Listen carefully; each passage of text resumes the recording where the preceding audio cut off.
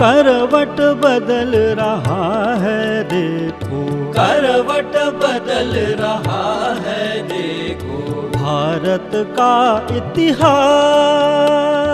भारत का इतिहास।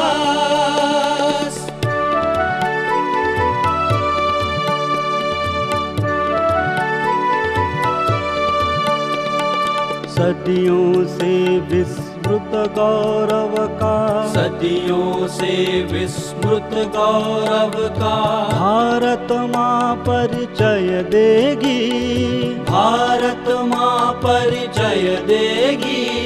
सौम्य शांत सुखदाई जननी, सौम्य शांत सुखदाई जननी, नवयुग नव जीवन देगी, नवयुग नव जीवन देगी।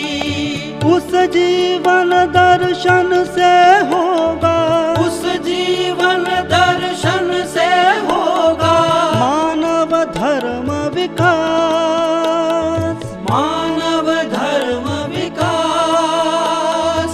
पश्चिम के असफल चिंतन का, पश्चिम के असफल चिंतन का, शनै शनै हो ह्रास, शनै शनै हो ह्रास।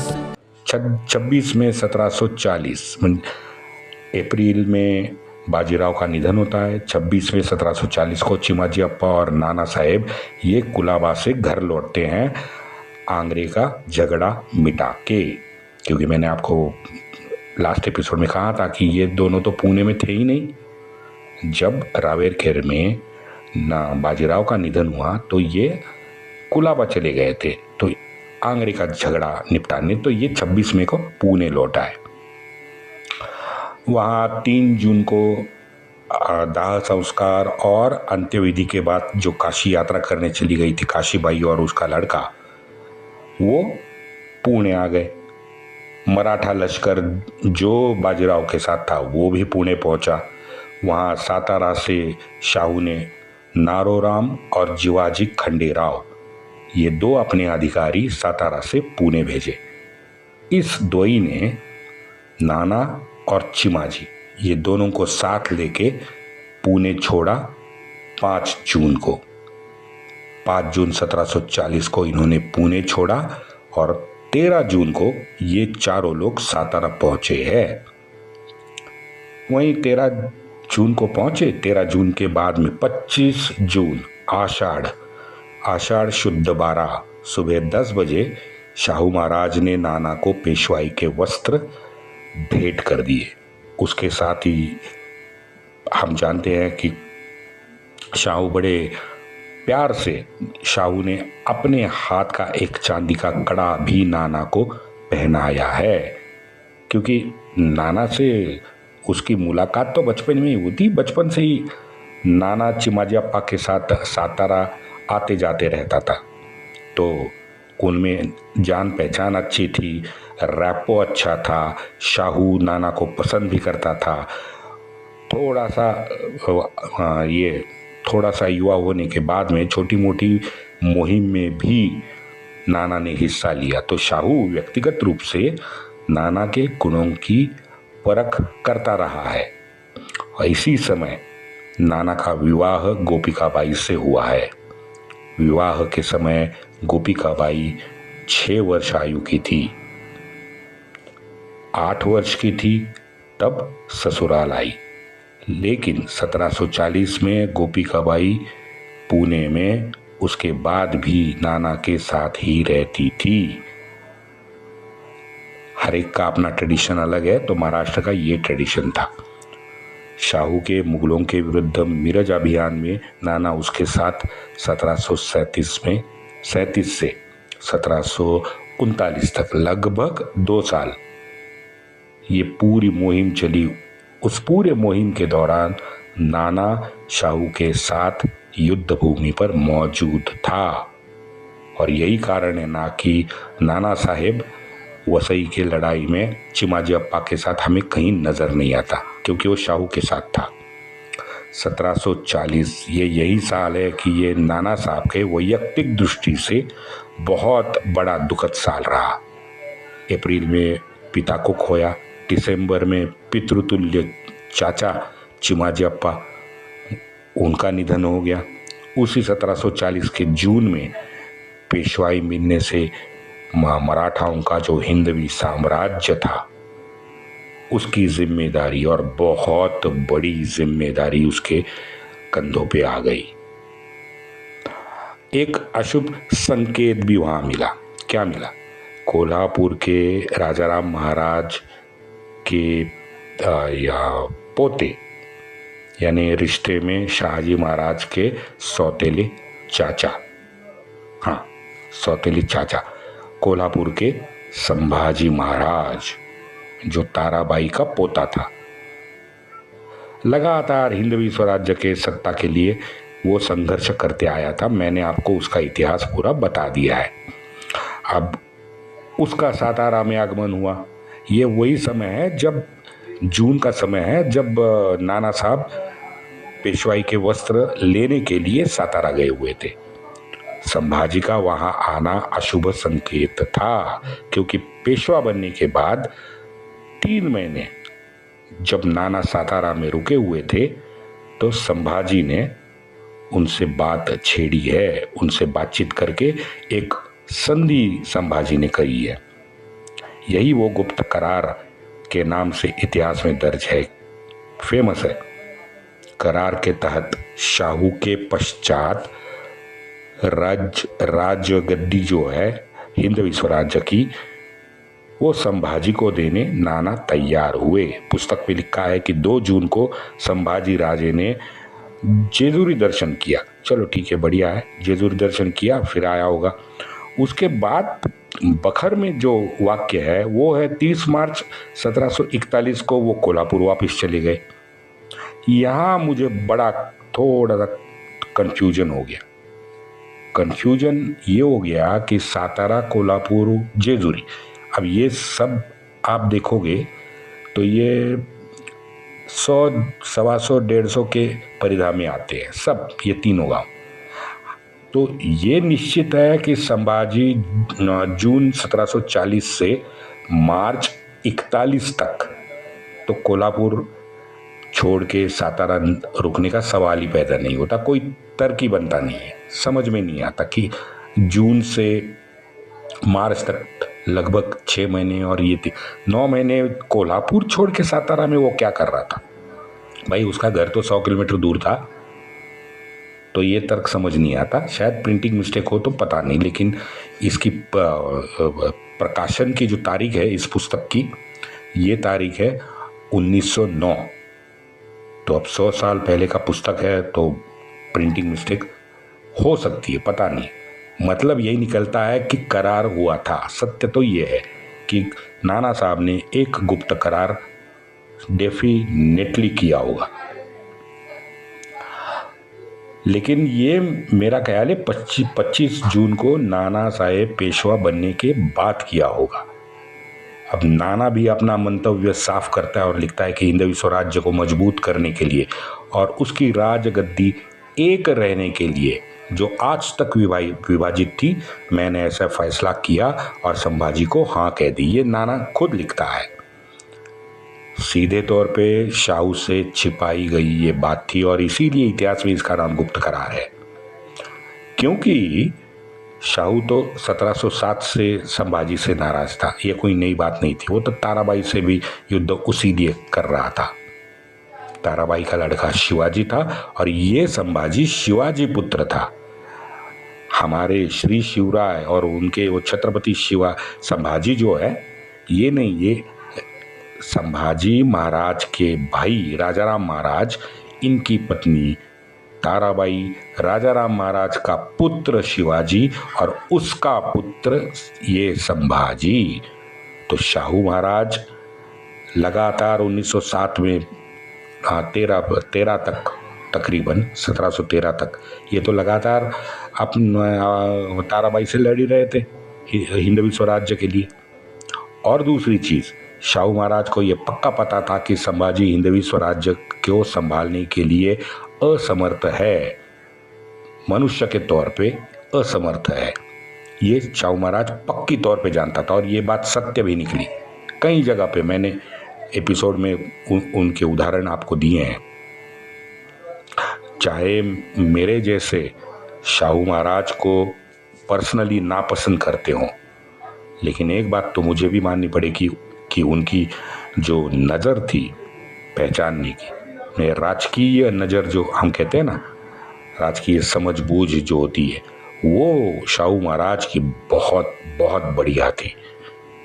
जीवन भर उन्होंने जो कुछ वीर आप चयन किए हैं, ये उनकी साक्ष्य देता है। सबको आगे बढ़ाया, सबको आगे, और सब अच्छे लोगों को आगे।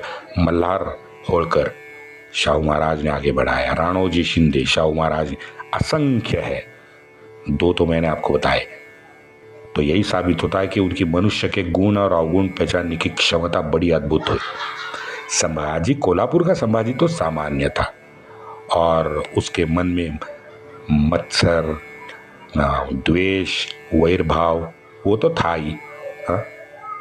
तो ये सब शाहू कभी भी मानने वाली तो थे नहीं, अपितु ये एक राजगद्दी का एजेंडा, राष्ट्रहित और मुत्सद्दी का नाना साहब का मुझे लगता है, क्योंकि नाना साहब को पक्का पता था कि शाहू तो निस्संतान है और करार में ये लिखा भी गया है। मैं करार का वो मराठी में आपको सुनाता हूँ, आपको समझ में आएगा। नाना साहब लिखते हैं करार में, मैं करार की बात कर रहा हूँ, कलम 1, साताऱ्याचे राज्य स्वामींचे। यहाँ पे स्वामी जो है ये संभाजी और शाहू, मूलतः श्री शिवराय। तो साताराचे राज्य स्वामींचे आणि सर्वत्र एक छत्री शिक्का चालावा ही मनोमनी इच्छा शाहू महाराजांचा जीवात्मा आहे। आम्ही त्याचे सेवक, परंतु अंतर्यामी आम्ही स्वामींचे पण सेवक आहोत। अब ये जो अंतर्यामी स्वामींचे पण सेवक होत, इस पे मेरी सुई अटकी। स्वामींचे पण सेवक, इसका मतलब ये स्वामी संभाजी महाराज को कह रहा है। भाई सीधी बात है, अगर नाना साहब के कुर्सी पे आप बैठो तो आपको पता चलेगा कि भाई खानदान तो भोसले का ही है, ताराबाई का पोता है और शाहू महाराज तो प्रत्यक्ष संभाजी महाराज के लड़के थे, है ना। तो नाना साहब के दृष्टि से दोनों स्वामी थे, लेकिन यहाँ पे ये संभाजी को स्वामी कह रहा है। शाहू महाराज यांनी कैलासवास केल्यावर दोन्ही राज्ये स्वामींची होतील, यानी संभाजी महाराज की हो। आम्ही तुमचे सेवक, दोन्ही राज्ये एक करून स्वामींचा शिक्का स्वामींनी चालवावा। यहाँ पे तो क्लियर कट संभाजी को नाना साहब स्वामी कह रहा है। नाना ने क्या लिखा, दोन्ही राज्य एकत्र करून, दोनों राज्य, एक कोल्हापुर का एक सातारा का, दोनों राज्य एक करके एक ही सिक्का हिंदवी स्वराज्य का आप चलाएंगे। आम्ही शाहू महाराजांच्या कारकिर्दीप्रमाणे सेवा करून असावे, हे प्रमाण। हम आपको ये ग्वाही देते हैं कि शाहू महाराज के टाइम हम जैसी सेवा कर रहे थे, हम वही सेवा करते रहेंगे। यात अंतर पड़ना नहीं, इसमें कोई बदलाव नहीं होगा। यही विनंती हमने शाहू महाराज से पूर्व में ऑलरेडी की थी। तो ऐसा नहीं है कि शाहू महाराज को ये विषय नया था। शाहू महाराज से पूर्व में नाना साहब ने ये रिक्वेस्ट की हुई थी कि भाई आप दोनों में झगड़ा ख़त्म करो, गद्दी एक ही करो जो 2 है। लेकिन शाहू महाराज ने ताराबाई जिनसे वो अखंड लड़ते रहे, उन्हीं का पोता राम राजे यानी राजा राम पुत्र शिवाजी का दूसरा बेटा जो राजगद्दी पे शाहू महाराज ने उसे बिठाया। तो शाहू महाराज ने अपने जीते जी अपना वारिस राजा रामपुत्र शिवाजी के दूसरे बेटे राम राजा को राजगद्दी सौंप के डिसाइड कर लिया। संभाजी के इस मंसूबे पर पूरा का पूरा पानी फिर गया, जो वो लगातार 3 महीने से प्रयत्न कर रहा था। शाहू महाराज ने अपने जीते जी राम राजे को छत्रपति घोषित कर दिया। इससे नाना का बड़ा काम आसान हो गया।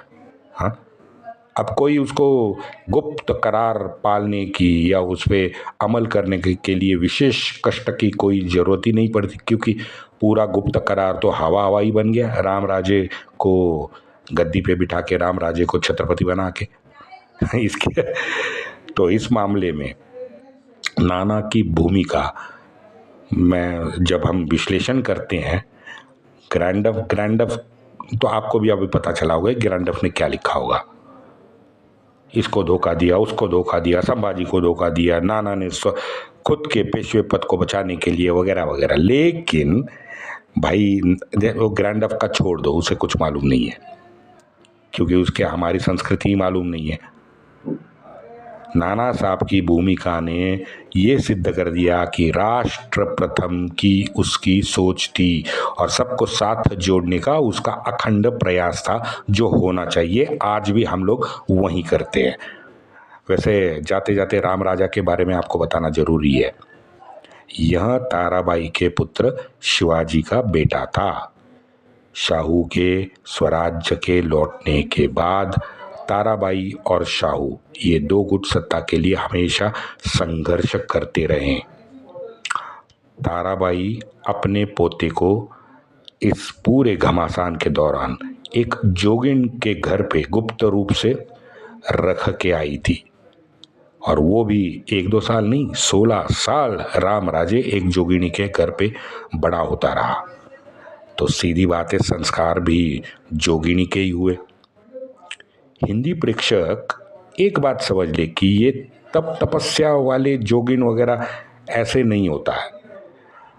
महाराष्ट्र में गांव-गांव भजन गाना, दोहे गा के, पोवाड़ा गा के अपना जो गुजारा करते हैं, ये वही जमात है जोगिनी की। आज भी ऐसे लोग हैं और आज भी ये जमात यही काम करती हैं। लेकिन एक बात सुन लो, ये लोग अपनी तार सप्तक की ऊंची आवाज में संतों महंतों का जो कवन होते हैं, ये लोग सुनाते पूरे गांव घूमते रहते हैं। ये भीख मित्रों कभी भी नहीं मांगते। ये लोक जागरण का एक महत्वपूर्ण कार्य है, जो ये हमारे बंधु आज भी कर रहे हैं। हाँ, अगर स्वेच्छा से अगर कोई दक्षिणा दे देता है तो ले लेते हैं। मैंने आज तक लेकिन इन लोगों को किसी के दरवाजे के सामने या दुकान के सामने पैसे के लिए रुके हुए नहीं देखा। ये सच बात है।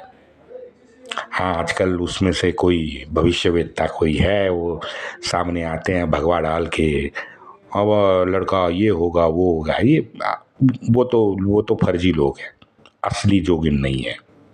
हाँ, तो राम राजे के ऊपर ये जोगिनी के संस्कार हुए। अब शाहू महाराज ने उसे छत्रपति घोषित किया। जाहिर है कि राज्य व्यवस्था चलाने में राम राजे तो बहुत बड़ा अक्षम्य था। तो उसने क्या किया?